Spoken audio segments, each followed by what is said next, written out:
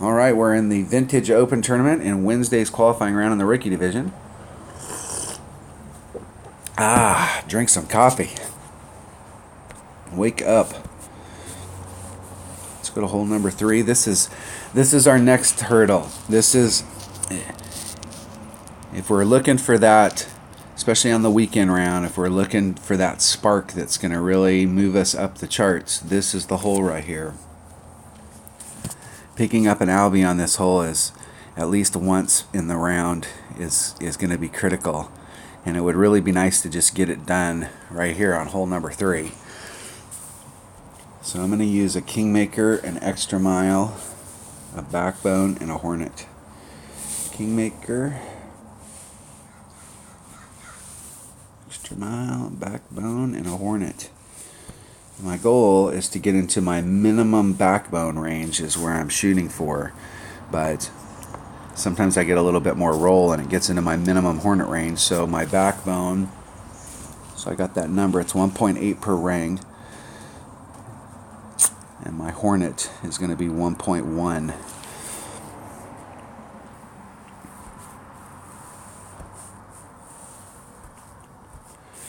So off we go. I haven't picked up this Albie all week.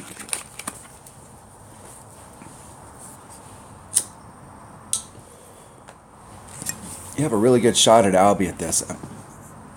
There is a little bit of an adjustment, but it'd be nice to get it in your qualifying round and have a really good tiebreaker round. So I don't want to use up all the magic today, but I would like to get at least something so that I can... These tiebreakers are so important. And I'm going to balance it out.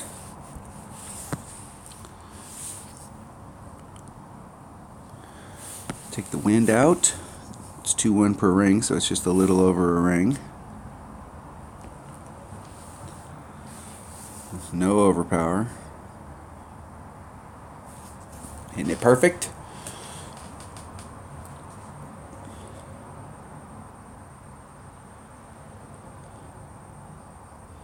Getting to that little indentation right there. That's going to put me real close to my minimum backbone. 1.8 per ring. Check my little notes here. So that would be mid club at 1.8. So I'm on hole number 5. So it's 2.1. Excuse me, I was reading the wrong hole. So hole number 3, I'm using my backbone is at 2.1, and my hornet's at 1.1. So 2.1 and 1.1. Trying to figure out where that 1.8 came from. That's a mid number.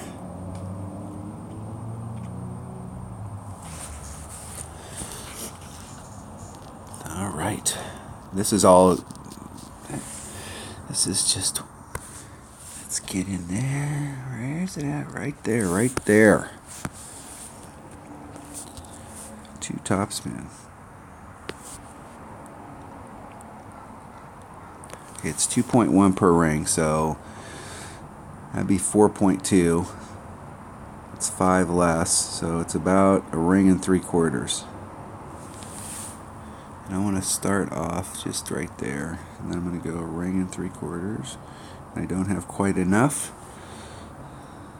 I'm not going to short shoot it.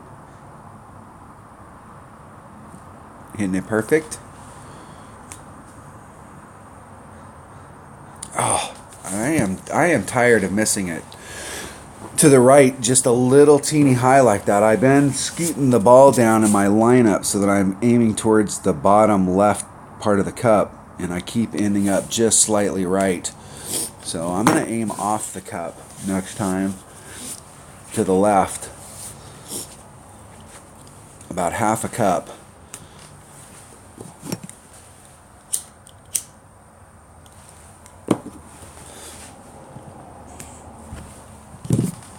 That's the problem with any of those shots where you're trying to push the limit on your red line, is that you do take the risk of getting it where your red line is right where you want to be, where you're in between clubs, right at the spot.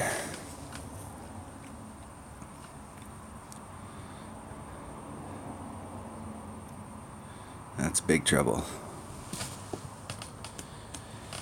That is big trouble.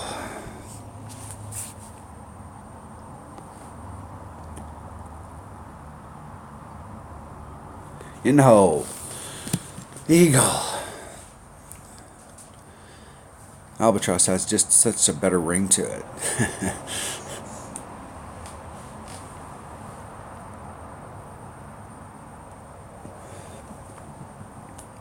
Your opportunities for picking up a shot other than the par threes.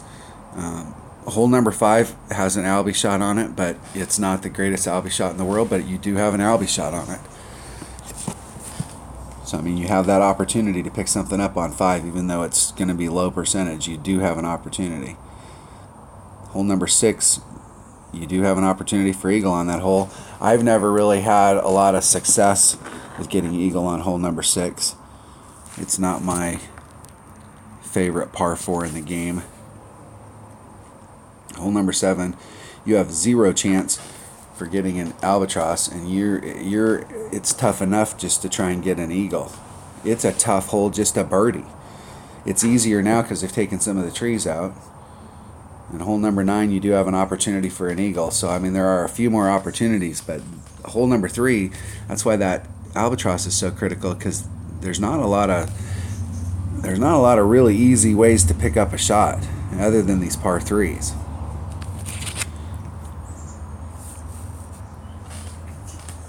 All right, that was hole number 3 of the Vintage Open Tournament and Wednesday's qualifying round. Thanks for watching.